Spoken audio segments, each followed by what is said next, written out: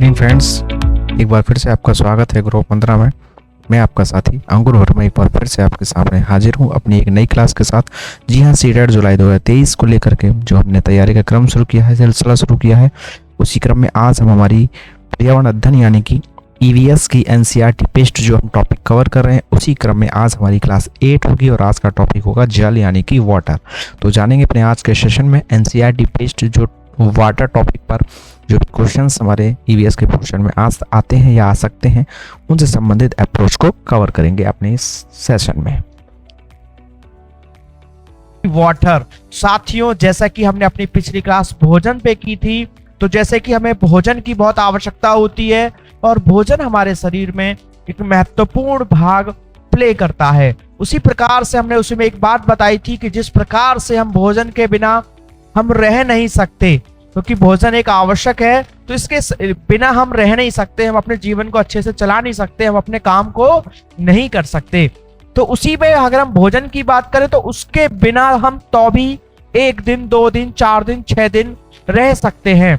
लेकिन अगर हम उसी के संदर्भ में उसी दृष्टि से अगर बात करें जल की यानी कि वाटर की, तो वाटर के बिना तो हम भोजन की अपेक्षा और भी कम समय तक ही रह सकते हैं।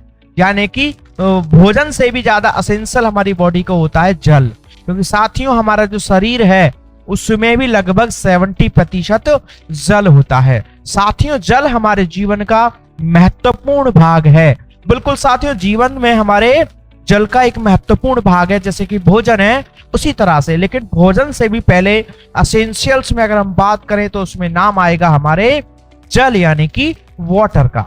साथियों, अगर हम बात करें जल से संबंधित कुछ बिंदुओं पर, तो हमें अधिकतर कार्यों के लिए जल की आवश्यकता होती है। जी हाँ साथियों, पीने के लिए, कपड़े धोने के लिए, खाना पकाने के लिए और भी ना जाने कितने कितने काम हैं जीवन में, जो हम दिन प्रतिदिन, प्रति क्षण, प्रति घंटे, प्रति मिनट, प्रति सेकंड जो भी एक्टिविटीज करते हैं, उनमें कहीं ना कहीं प्रत्यक्ष या अप्रत्यक्ष रूप से जल शामिल होता है। यहाँ तक कि हमें पौधों को उगाने और खेतीबाड़ी के लिए भी जल की आवश्यकता होती है, क्योंकि साथियों भोजन के लिए हम अपने पेड़ पौधों पर निर्भर हैं, तो उनके लिए भी जल की ही आवश्यकता है। तो साथियों, जल का कुछ इस प्रकार से हमारे जीवन में महत्व है। हमारे देश में अलग अलग प्रकार की जलवायु पाई जाती है, अर्थात मौसम संबंधी घटनाएं, वहां का जल का प्रकार से मतलब कि जल की उपस्थिति आदि आदि। हमारे देश में भी विभिन्न प्रकार की जलवायु पाई जाती है। साथियों, कहीं पर बहुत ज्यादा बारिश होती है तो कहीं पर बिल्कुल सूखा पाया जाता है। जी हाँ साथियों, कुछ ऐसे भी क्षेत्र हैं जहाँ बहुत बारिश होती है, जैसे कि मासिन राम है और भी हमारे कई ऐसी जगह हैं जहां पर साल भर लगभग बारिश होती है, या कुछ कंडीशनल, सीजनल या एक फिक्स टाइम पर बारिश होती है, लेकिन खूब ठीक ठाक अच्छी बारिश होती है। और वहीं बात करें तो कुछ क्षेत्र हमारे, कुछ स्थान हमारे देश में ऐसे भी हैं जहां बारिश नाम मात्र के लिए भी नहीं होती है, अर्थात वहां पीने मात्र तक के लिए भोजन की उपलब्धता होना बहुत ही कठिन होता है। तो कहीं पर इतनी बारिश है, कहीं पर बिल्कुल सूखा है। तो साथियों, हमारे सीटेट में कुछ क्वेश्चन आते हैं जल चैप्टर से।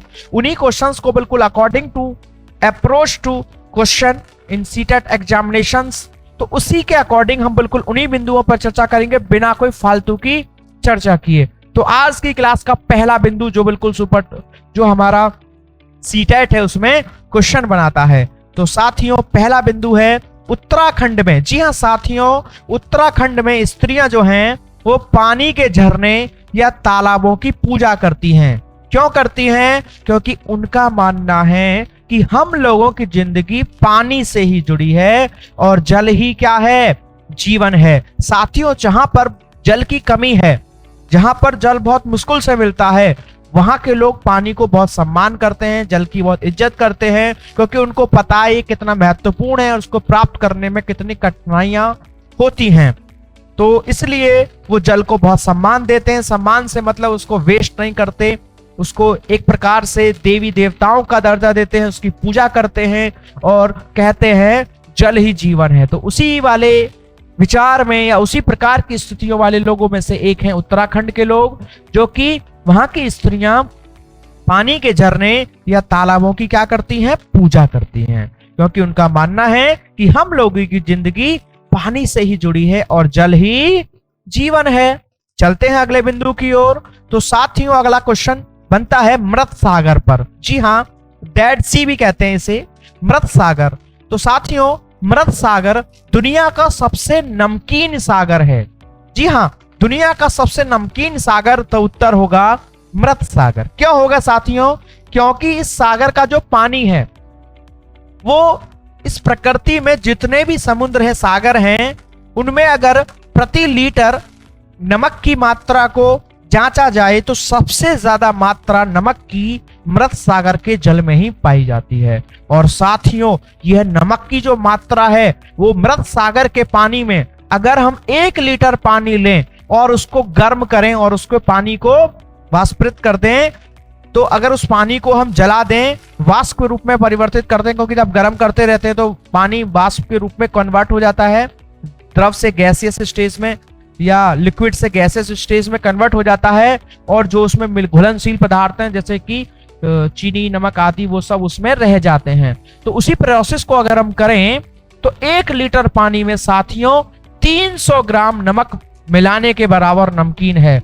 जी हाँ साथियों, अगर आपने 1 लीटर पानी लिया और अपने घर में, अपने किचन में जाकर सॉल्ट को उठाया और उसको वेट करके 300 ग्राम पानी में उसमें मिला दी, कितनी मात्रा? 300 ग्राम, और फिर उस पानी को टेस्ट करके देखिए, सेम टेस्ट, सेम कंडीशंस हमारे कैसे पानी की है?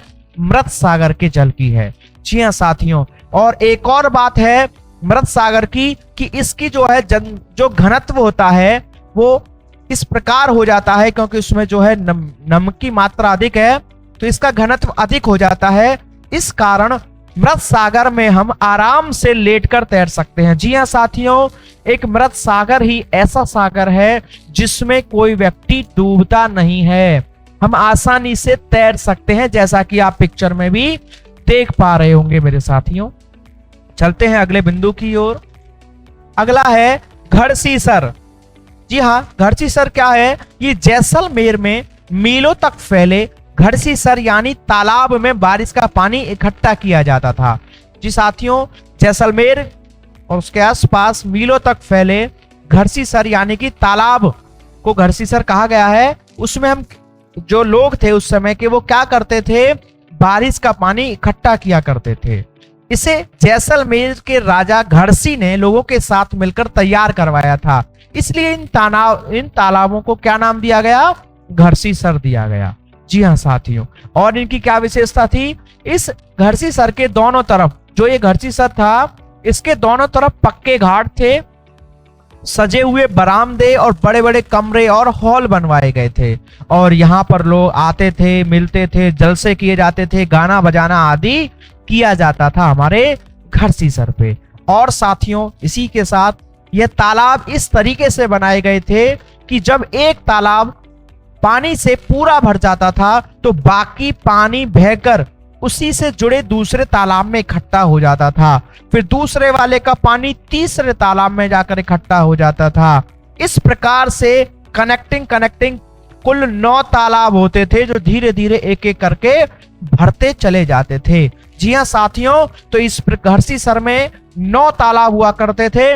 पहले मुख्य तालाब में पानी आता था, जब वो पूर्णतः भर जाता था तो उसका एक्सेस वाटर दूसरे तालाब में, फिर दूसरा भरने पर तीसरे में, और इसी प्रकार से होते होते पूरे 9 तालाब का ये पूरा अपना एक सिस्टम जैसा था घड़सीसर। इन तालाबों में भरा पानी पूरे साल उपयोग में लिया जाता था तथा पानी की फिर इसके कारण इनको कोई दिक्कत या किल्लत नहीं रहती थी। तो साथियों घड़सीसर जो है एक इंपॉर्टेंट है, इसमें कई पॉइंट बनते हैं, तो आपका एग्जाम में कंफ्यूजन होने का बिल्कुल चांसेस है, तो आपको इसको बहुत अच्छे से याद रखना है। तो घड़सीसर जैसलमेर में मीलों तक फैले तालाब है जहां पर बारिश का पानी इकट्ठा किया जाता था, जिसको राजा घड़सी ने तैयार करवाया था।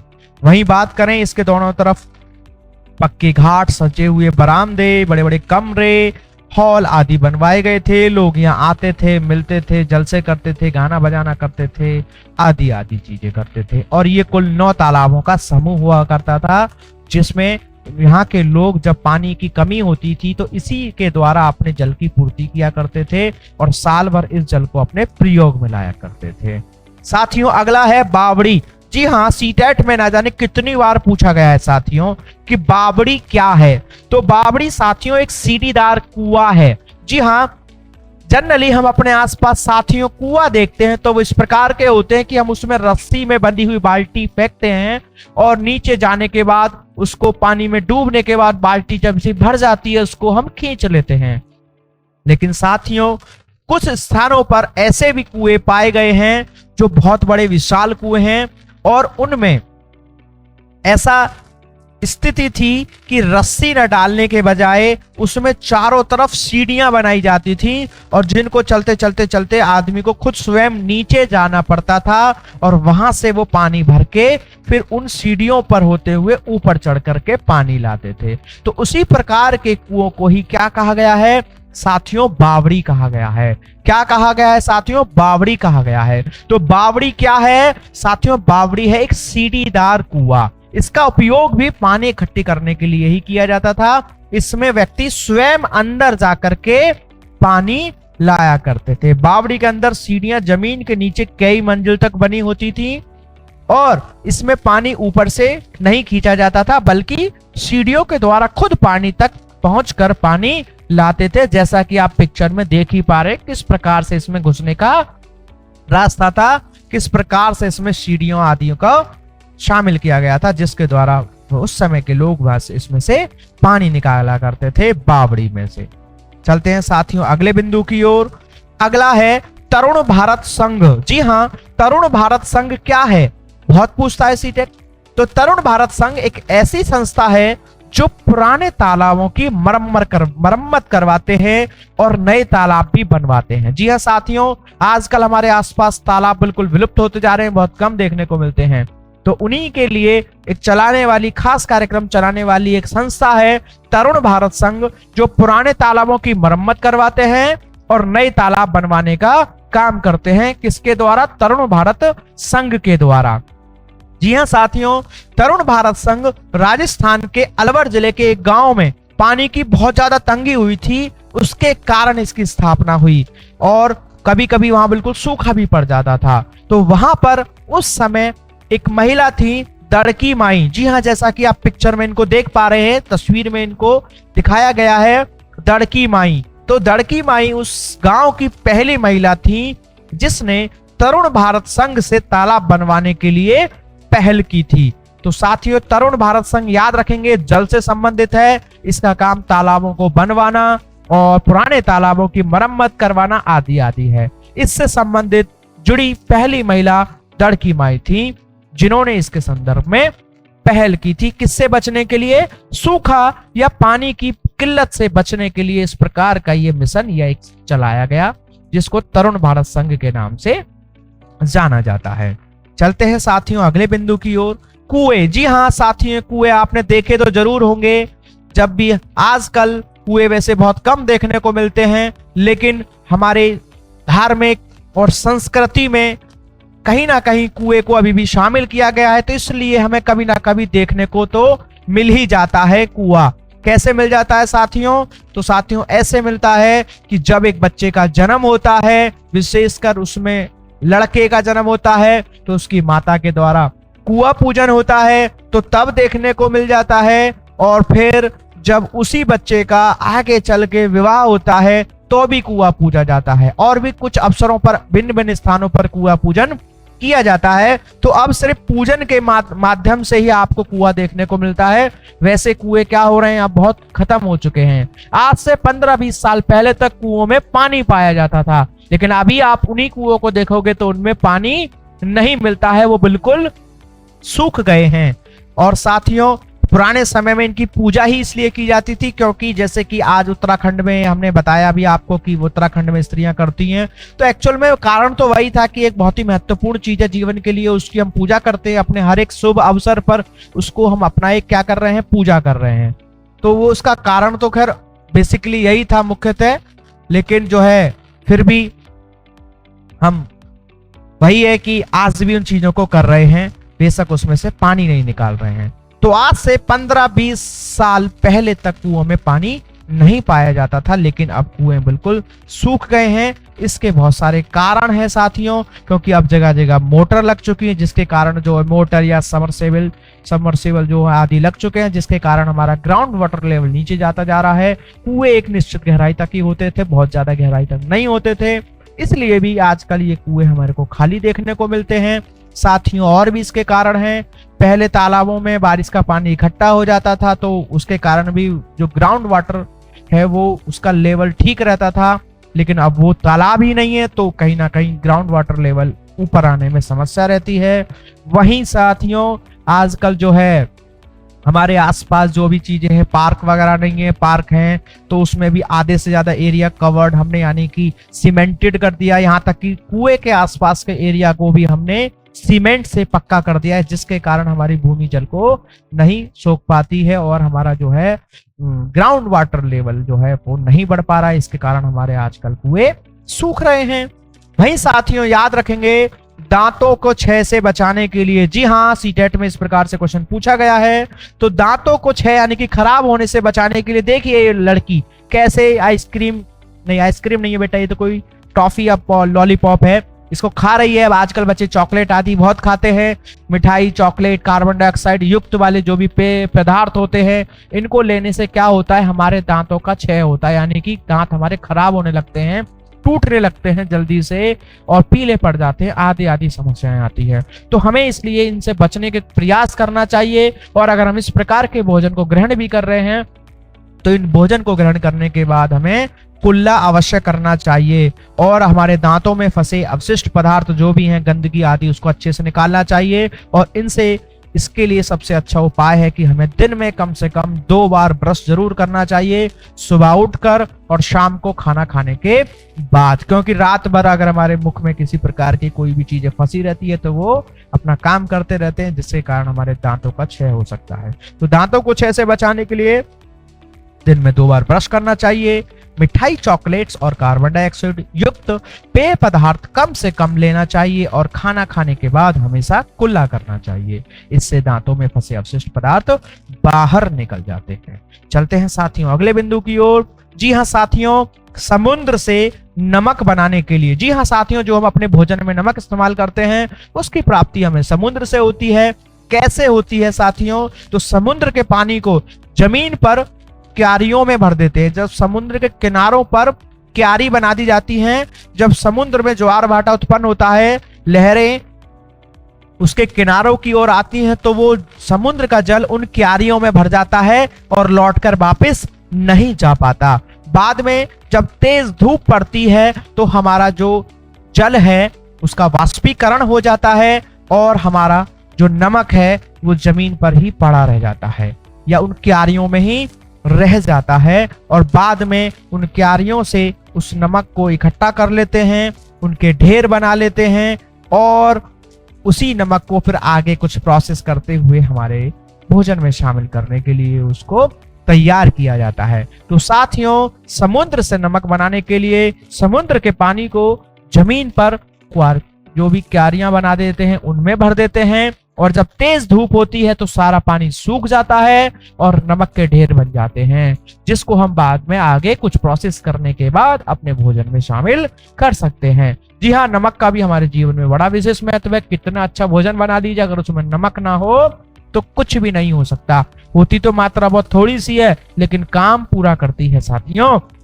जी हाँ साथियों, यानी कि चींटी भी हाथी को मार सकती है, वो कहावत कुछ ऐसी, इसी आधार पर भी हम इस बात को भी कह सकते हैं कि नमक के बिना भी अच्छे खासे भोजन की क्या है, बेकार है, वो अच्छा नहीं लगेगा, उसका कोई अस्तित्व नहीं रहेगा। तो साथियों अगला बिंदु है, नमकीन पानी का घनत्व साधारण पानी के घनत्व से कम पाया जाता है। जी हाँ साथियों, अक्सर पूछ लेता है, जो नमकीन पानी होता है उसका घनत्व कैसा होता है। एक साधारण जल जो है, जो आप पीते हैं पानी, उसके मुकाबले कम होता है। इसलिए साथियों आपने देखा होगा कि नींबू साधारण पानी में तो डूब जाता है लेकिन नमकीन पानी पर तैरता रहता है।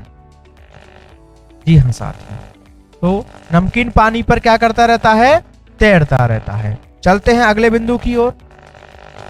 जी हाँ साथियों, आपने देखा होगा मछली घर, मछली घर के नाम से कम सुना होगा, एक्वेरियम के नाम से ज्यादा सुना होगा। एक्वेरियम क्या होता है? तो एक्वेरियम जो होता है उसमें मछली पाली जाती है, घरों में शीशे में बंद करके मछलियों को पालते हैं एक शोकेस के रूप में, और लोगों का कुछ शौक भी होता है। तो उसी शौक को और उस एक शोकेस टाइप सी चीज को क्रिएट करने के लिए हमारे आसपास एक्वेरियम होता है, जिसे हम मछली घर भी कह सकते हैं। तो साथियों उसमें मछली मरे ना, उनको जिंदा रखने के लिए आपने देखा होगा उसमें एक नीचे पंप चलता रहता है जिसमें से बुलबुले से उठते रहते हैं। उसको क्यों लगाया जाता है? तो साथियों उसमें हवा वाला पंप इसलिए लगाया जाता है ताकि मछलियों को ऑक्सीजन की भरपूर मात्रा मिल सके, क्योंकि अधिक से अधिक ऑक्सीजन पानी में घुलेगी तभी वो मछलियां उन ऑक्सीजन को ग्रहण कर पाएंगी और वह जीवित रह पाएंगी। क्योंकि साथियों ऑक्सीजन हमारी प्राणवायु कहलाती है जो हमें जीवन देती है, क्योंकि ऑक्सीजन का हमारे जीवों के जीवन में बड़ा ही महत्वपूर्ण एक भाग है, एक महत्वपूर्ण भाग प्ले करता है, क्योंकि इसके बिना हम जीवित नहीं रह सकते। जैसे कि भोजन के बिना हम 4 से 5 दिन रह सकते हैं, आसानी से थोड़ा सा काम चल सकता है, जल के बिना 1 से 2 दिन ही रह सकते हैं। वही बात करें और ऑक्सीजन यानी कि प्राणवायु की, तो इसके बिना तो हम कुछ मिनट ही जिंदा रह सकते हैं। तो सभी चीजें आवश्यक हैं, लेकिन ये आवश्यक फिर कोई अति आवश्यक और ये अति आवश्यक कह लीजिए, यानी कि मोस्ट असेंशियल्स में हमारी चीज में शामिल होती है हमारी ऑक्सीजन। तो मछली घर यानी कि एक्वेरियम में हवा वाला पंप इसलिए लगाया जाता है ताकि मछलियों को ऑक्सीजन की भरपूर मात्रा मिल सके और अधिक से अधिक ऑक्सीजन पानी में घुल सके। चलिए साथियों अगला जानते हैं। कर्नाटक के होलगुंडी गांव में, जी हाँ कर्नाटक के होलगुंडी गांव में बारिश के दिनों में ही कुओं में पानी पाया जाता है। जी हाँ साथियों, मैंने शुरू में ही चर्चा की थी कि हमारे आसपास ऐसे बहुत सारे क्षेत्र हैं जहां पर पानी जो है खूब बारिश भी होती है और कहीं ऐसा है बिल्कुल बारिश नहीं होती है, सूखा पड़ता है, तो कहीं पर नॉर्मल है। तो उसी क्रम में बात करें तो कर्नाटक के होलगुंडी गांव में बारिश के दिनों में ही कुओं में पानी पाया जाता है, और यदि बारिश नहीं होती तो वहां सूखा पड़ जाता है और पानी की बहुत ज्यादा किल्लत रहती है। कहां पर साथियों? कर्नाटक के होलगुंडी गांव में। साथियों अगला बिंदु है जल शुद्धिकरण। जी हाँ, जल शुद्धिकरण कैसे किया जाता है? तो साथियों तालाब के पानी में फिटकरी डालने से जल स्थिर होने पर उसमें घुली अशुद्धियां निलंबित होकर नीचे बैठ जाती हैं। साथियों हमेशा हमारे आसपास जरूरी नहीं है कि शुद्ध पानी ही हो, तो कभी कभी हमें अपने आसपास के गंदे पानी को भी अपने पीने योग्य या भोजन बनाने योग्य तैयार करना पड़ता है। तो उसी के लिए हम जल शुद्धिकरण के संदर्भ में क्या कर सकते हैं? तो हम अगर जैसे तालाब का पानी है तो उसमें क्या करेंगे, पहले उस पानी को एक पात्र में एक बर्तन में भर लेंगे, फिर उसमें फिटकरी डाल देंगे। तो जैसी पानी वो थोड़ा स्थिर हो जाएगा तो जो भी उसमें गंदगी है, अशुद्धियां घुली हुई हैं, वो निलंबित होकर यानी कि बिल्कुल नीचे तलवे में उसके बैठ जाती हैं, और आप फिर ऊपर वाले पानी को थोड़ा सा निथारते हुए यानी कि धीरे बिना हिलाए अगर आप दूसरे बर्तन में पलट लेंगे तो कहीं ना कहीं उसमें काफी अशुद्धियां जो हैं एक बार में आप उससे अलग कर लेते हैं। साथियों इसी के अलावा और भी कई विधियां हैं, क्योंकि जल में खाली अशुद्धियां कई प्रकार की मिली होती है, 1-2 प्रकार की नहीं मिली होती है साथियों। तो ये तो ऐसी अशुद्धियां हो गई जो उसमें घुलनशील हैं। कुछ ऐसी अशुद्धियां भी होती हैं जैसे बैक्टीरिया आदि संबंधी या रोगाणुओं संबंधी होती हैं। तो साथियों जो पानी में रोगाणुओं संबंधी अशुद्धियां हैं उनको दूर करने के लिए फिर उसमें क्या किया जा सकता है, आप उसमें क्लोरीन मिला सकते हैं। जब हम उसमें क्लोरीन मिला देते हैं तो वो क्या करता है, वो हमारे पानी में रोगाणुओं को या जो भी बैक्टीरिया आदि हैं उनको मार देता है। साथियों कुछ लोग कहते हैं कि बेशक हमने उसमें क्लोरीन डाल दिया, पानी के बैक्टीरिया मर गए, लेकिन वो पानी से बाहर तो निकले ही नहीं है। तो साथियों जो भी हमारे बैक्टीरिया होते हैं और हमारे वायरस आदि होते हैं, इनका हमारी बॉडी में जाने से कोई फर्क नहीं पड़ता, बस वो एक्टिव फॉर्म में नहीं होने चाहिए। मेन फर्क जो पड़ता है वो तब पड़ता है अगर वो जीवित हैं, तो फिर दिक्कत होगी। मृत अवस्था में अगर कोई भी बैक्टीरिया वायरस हमारे शरीर में एंटर करता है तो कोई दिक्कत नहीं होती है। और साथियों कई बार तो कुछ बैक्टीरिया वायरस जब मृत अवस्था में हमारे बॉडी में अंदर एंटर करते हैं तो उससे तो और फायदा ही होता है, हमारा इम्यूनिटी सिस्टम मजबूत होता है, और कहीं ना कहीं उन बैक्टीरिया वायरस से संबंधित हमारा जो इम्यूनिटी सिस्टम है अपना एक सिक्योरिटी सिस्टम डेवलप कर लेता है। क्योंकि साथियों कहीं ना कहीं जो हमारी वैक्सीन होती हैं वो भी किस प्रकार से बनाई जाती हैं, उनमें भी उस वायरस से रिलेटेड डेड या इनएक्टिव वायरस बॉडी में इंजेक्ट किए जाते हैं, किसके माध्यम से, हमारे वैक्सीन के माध्यम से, जिसके कारण हमारा इम्यूनिटी सिस्टम अलर्ट हो जाता है और उससे संबंधित अपनी सिक्योरिटी सिस्टम को तैयार कर लेता है, जिसके कारण जब एक्चुअल में वो वायरस अटैक करता है तो हमारा इम्यूनिटी सिस्टम उसको तुरंत किल कर देता है। तो साथियों, जल शुद्धिकरण के संदर्भ में पानी में हम फिटकरी डाल के उसमें घुली हुई अशुद्धियों को निलंबित होकर उससे अलग कर सकते हैं और उनके रोगाणुओं को खत्म करने के लिए क्लोरीन का उपयोग करके भी उनको खत्म कर सकते हैं। वहीं साथियों, कठोर जल को, जिसमें अशुद्धियां ज्यादा हैं, उसको मृदु जल यानी कि हार्ड वाटर को सॉफ्ट वाटर में चेंज करने के लिए उसमें क्या कर सकते हैं, हम उसको उबाल सकते हैं और फिर उसमें थोड़ा सा चूना मिला दें। तो क्या होगा, जो हमारा कठोर जल है वो मृदु जल बन जाएगा। इसका प्रयोग हम अपने जो भी पानी को कपड़े धोने, बर्तन धुलने आदि विभिन्न चीजों को करने के लिए करते हैं, क्योंकि कठोर जल में झाग आसानी से नहीं बनते हैं, वो अच्छे से अशुद्धियों को नहीं निकाल पाता है। इसलिए हम उस पानी को अपने इस प्रकार से यूजेबल बनाना चाहते हैं तो उसको पहले गर्म कर लिया जाए और फिर उसमें चूना मिला दिया जाए। उसके बाद उस पानी को हम अपने इन सब कामों में प्रयोग करेंगे तो आसानी से हम अपने काम को अच्छे से कर सकते हैं। वहीं साथियों, अगला है रेत और नमक के मिश्रण को अलग करने के लिए प्रक्रियाएं। जी हाँ, इसमें सीटेट में कई बार क्वेश्चन पूछा गया है तो इसके अपने स्टेप्स हैं। कुछ लोग से अगर पूछा जाए, साथियों अगर आपसे पूछा जाए कि अगर रेत में मैं आपको थोड़ा सा नमक मिला दूं तो क्या आप दोनों को अलग अलग कर दोगे? तो ज्यादातर अगर जिसने विज्ञान अच्छे से नहीं पढ़ा है तो उसका उत्तर होगा कि रेत और नमक का मिश्रण तो हम अलग ही नहीं कर सकते। जी हाँ साथियों, अगर रेत में मैं नमक मिला के दे दूं तो क्या आप उसको अलग कर सकते हैं? तो ज्यादातर स्टूडेंट का आंसर होगा कि सर नहीं, बिल्कुल नॉट पॉसिबल। रेत में से नमक को कैसे अलग कर देंगे, बहुत कठिन काम है, ये तो हो ही नहीं सकता, हम एक एक कण उठा ही नहीं सकते। लेकिन साथियों संभव है।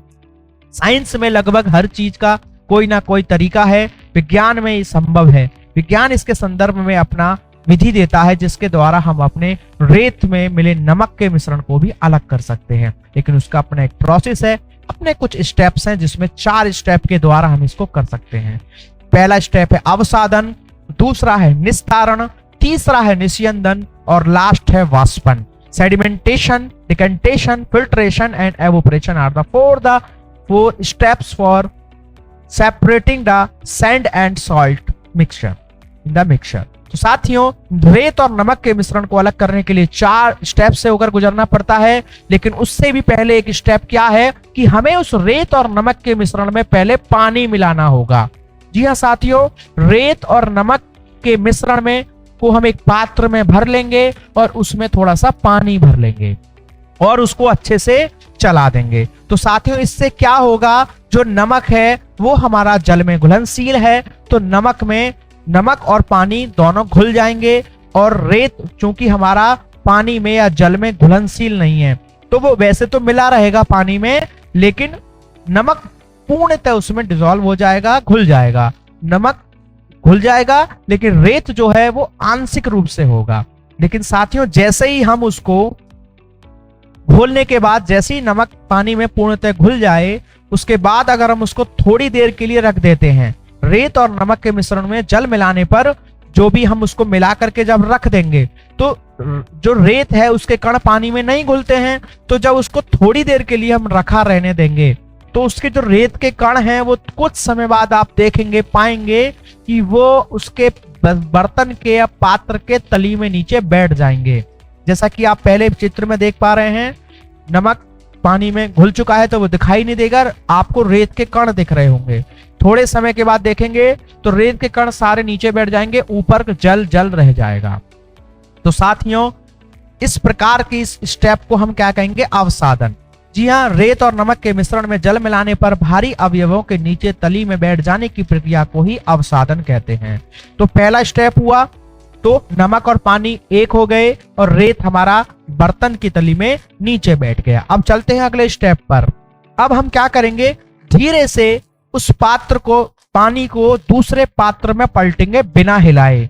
तो एक समय बाद नीचे नीचे उस पात्र में क्या रह जाएगा, सिर्फ रेत रह जाएगा और नमक घुला हुआ पानी दूसरे पात्र में आ जाएगा। इसी प्रोसेस को साथियों निस्तारण कहा गया है। अवसादित मिश्रण को बिना हिलाए जल को रेत और नमक सहित उड़ेलने की क्रिया को निस्तारण कहते हैं। तो अब दूसरे पात्र में हमारा नमक और जल का घोल वाला पानी आ गया और दूसरे पात्र में रेत रह गया। तो साथियों इसको थोड़ी देर के लिए रेत को सुखा देंगे तो रेत तो हमारे पास आ गया, लेकिन अभी भी नमक नहीं मिला हमें। तो नमक तो साथियों यहीं, वो रेत तो हमारा यहीं से ही हमारा सेपरेट हो चुका है। अब हमें नमक और प्राप्त करना है, तो उसके लिए फिर दूसरा स्टेप होगा निस्यंदन। जी हाँ, क्योंकि साथियों हो सकता है इसमें अभी भी कुछ हमारे डस्ट पार्टिकल यानी कि रेत के कण रह गए हों। तो अब हम इसको क्या करेंगे, किसी पात्र में पलटने से पहले एक फिल्टर पेपर लगाकर उसमें से छान लेंगे। निस्यंदन का मतलब ही होता है फिल्ट्रेशन। तो जब इस मिश्रण को फिल्टर या छानते हैं, जिससे रेत के छोटे छोटे कण भी क्या हो जाएंगे, अलग हो जाएंगे, तो इसे निस्यंदन कहा जाता है। तो अब हमारे पास जो वाटर है वो प्योरली ऐसा है जिसमें कोई भी डस्ट पार्टिकल नहीं है हमारे, इसमें क्या है, खाली नमक और पानी का मिश्रण है। अब हम इससे पूर्णतः नमक कैसे प्राप्त करेंगे, तो साथियों अगला और अंतिम स्टेप है कि अब हम इस द्रव को गर्म करेंगे। जी हाँ साथियों, हम उसको गर्म करेंगे, उसके द्रव के क्वथनांक पर ले जाकर, यानी कि 100 डिग्री सेल्सियस पर जब इसको गर्म करते हैं, उबालते हैं, तो हमारे जल की एक प्रकृति है कि जब इसको 100 डिग्री सेल्सियस पर उबाला जाता है तो यह साथियों हमारा द्रव से गैसीय अवस्था में परिवर्तित होने लगता है, अर्थात भाप बनना शुरू हो जाता है। इस भाप के द्वारा हमारा सारा पानी उस पात्र में से उड़ जाएगा और बर्तन में हमारा या पात्र में क्या रह जाएगा, सिर्फ नमक रह जाएगा। तो साथियों इसी प्रकार से हम इन 4 प्रोसेस को करते हुए हमारे नमक और रेत को अलग अलग कर सकते हैं। तो साथियों चौथा स्टेप इसमें वाष्पन। इस प्राप्त मिश्रण को में केवल नमक और जल है। इस मिश्रण का वाष्पन गर्म या उबालने से प्राप्त नमक को प्राप्त किया जा सकता है, जिसे वाष्पन कहते हैं साथियों। और इसी से संबंधित एक और आज की क्लास का अंतिम बिंदु, अक्सर पूछा जाता है कि वाष्पन और वाष्पीकरण में क्या अंतर है। बहुत अंतर है साथियों, कहने को तो एक ही रिजल्टेंट है, लेकिन प्रोसेस में और कुछ मैकेनिज्म जिसे आप कह सकते हैं वो डिफरेंट है वाष्पन व वाष्पीकरण की। तो अक्सर पूछ लेता है, क्योंकि इसमें क्या हो रहा है, वाष्पन हो रहा है, तो फिर वाष्पीकरण क्या है। तो अक्सर साथियों पूछा जाता है कि वाष्पन और वाष्पीकरण में क्या अंतर है। तो साथियों याद रखना है, जब हम किसी द्रव को इतना गर्म करें कि उसका क्वथनांक बिंदु पर पहुंचा दें। जी हां साथियों, जब द्रव को इतना गर्म किया जाए कि उसके क्वथनांक बिंदु पर पहुंचा दिया जाए और उसके बाद वो वाष्प के रूप में परिवर्तित हो या द्रव से गैसीय अवस्था में कन्वर्ट हो, तो उसको कहा जाता है वाष्पन। लेकिन साथियों देखा होगा, हमारे आसपास जमीन पर पानी पड़ा रहता है, हम अपने कपड़े धुल करके तार पे टांगते हैं, तो क्या हम उनको 100 डिग्री सेल्सियस तक गर्म करते हैं? नहीं, लेकिन फिर भी उनका पानी उसमें से निकल जाता है। तो जब बिना उसके क्वथनांक तक गर्म किए उस जल का वाष्प में परिवर्तन होने की प्रक्रिया को ही वाष्पीकरण कहा जाता है साथियों। क्या कहा जाता है? वाष्पीकरण कब कहा जाता है? जब उसको क्वथनांक बिंदु पर ना गर्म करें, नॉर्मल साधारण टेम्परेचर पर ही वो द्रव से वाष्पीय अवस्था में चला जाए, वाष्प बन जाए। और जब उसको क्वथनांक बिंदु पर गर्म करते हुए, जब उसको अच्छी खासी अग्नि या ताप दे करके गर्म करके जब उसको भाप के रूप में कन्वर्ट किया जाए, वाष्प के रूप में कन्वर्ट किया जाए, तो उसे वाष्पन कहते हैं। तो साथियों आज की क्लास में सिर्फ इतना ही। उम्मीद है कि आपको आज की क्लास अच्छे से समझ में आई होगी। अगर आपको आज का सेशन अच्छा लगा तो वीडियो को लाइक करें एंड शेयर करें। वैसे आपके हमें कमेंट्स मिल रहे हैं बराबर, और कुछ बच्चे व्हाट्सएप के माध्यम से भी कनेक्ट हो रहे हैं और वहाँ पर आकर के कमेंट कर रहे हैं और अपनी बातें बता रहे हैं। तो हालांकि माहौल सकारात्मक है, आपको चीज़ें समझ में आ रही हैं, लेकिन फिर भी अगर आपको कुछ कमी लगती है, कोई आपका सुझाव है, तो आप कमेंट कर सकते हैं, या आप टेलीग्राम या व्हाट्सएप के माध्यम से जुड़कर अपनी बात हमसे शेयर कर सकते हैं। हम बिल्कुल उसमें सुधार करने का या जो भी चीज़ें हैं उनको और अच्छे से करने का प्रयास करेंगे। साथ ही साथ कुछ बच्चों का सवाल है कि हमें इन टॉपिक्स की PDF कैसे मिलेगी, हमें अगर हार्ड कॉपी या सॉफ्ट कॉपी चाहिए तो वो कैसे मिलेगी। तो इसके लिए आप इसी वीडियो के डिस्क्रिप्शन बॉक्स में व्हाट्सअप नंबर दिया हो, वहाँ पर अपने नाम से मैसेज छोड़ें और अपना क्वेश्चन छोड़ें या PDF लिख कर छोड़ दें। हम उसके बारे में आपको जानकारी दे देंगे और आपको PDF प्रोवाइड कराने का तरीका बता देंगे। तो चलते हैं साथियों, मिलते हैं आपसे अपनी अगली क्लास में अपने एक नए टॉपिक के साथ। तब तक के लिए आप इसी प्रकार बने रहें, पढ़ते रहें, सीखते रहें। Thanks for watching. Don't forget to like and share the video. Please subscribe the channel.